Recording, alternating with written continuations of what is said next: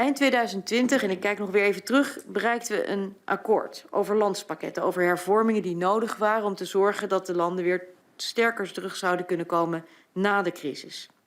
En daarvoor hebben we dan ook een gemeenschappelijke wet ingediend bij uw Kamer en bij de staten van de landen. En in het bestuurlijk overleg in juni vorig jaar spraken de minister-president en ik daarover.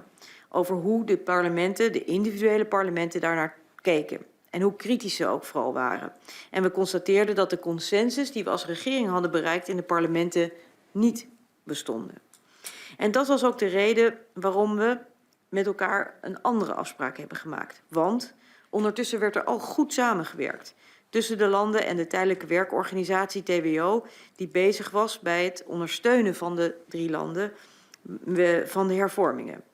En tijdens het overleg in juni vonden we het ook van belang om te constateren dat we die werkwijze met z'n allen ondersteunen en ook heel goed vonden. En daarom wilden we liever op die manier ook blijven samenwerken. Zonder COHO, maar wel met een werkorganisatie die onder mijn politieke verantwoordelijkheid valt, maar die gesteund wordt door alle 3 de landen.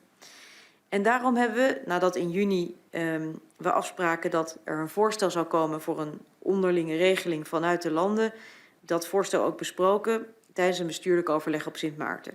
En ik ben heel blij, en dat heb ik ook in een brief aan uw Kamer gemeld, dat dat heeft geleid tot een hoofdlijnenakkoord. Een akkoord dat kan rekenen op de steun van de landen in het Koninkrijk. En een akkoord vooral ook dat recht doet wat mij betreft aan onze verhoudingen. Namelijk dat we willen dat we op gelijkwaardige basis en met elkaar samenwerken aan het versterken van de economieën, van de samenwerking, van de gelijkwaardigheid en het vertrouwen in de landen en in elkaar. Want het doel van deze onderlinge regeling is niet anders dan dat van de COHO. Namelijk het zorgen dat de noodzakelijke hervormingen worden uitgevoerd die de weerbaarheid en de duurzame ontwikkeling van de landen versterken. En vooral moet leiden tot verbetering van de welvaart en het welzijn van de inwoners van de eilanden. Want voor hen doen we het.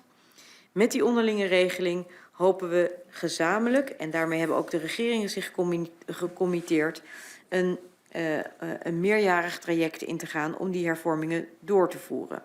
Een samenwerking om de hervormingen te realiseren, daar ook samen over te rapporteren en samen te zorgen dat we voortgang realiseren. Op basis natuurlijk van ondersteuning vanuit het TWO. Wij gaan ervan uit dat we begin maart die regeling kunnen ondertekenen. En dan zal de consensusrijkswet COHO kunnen worden ingetrokken.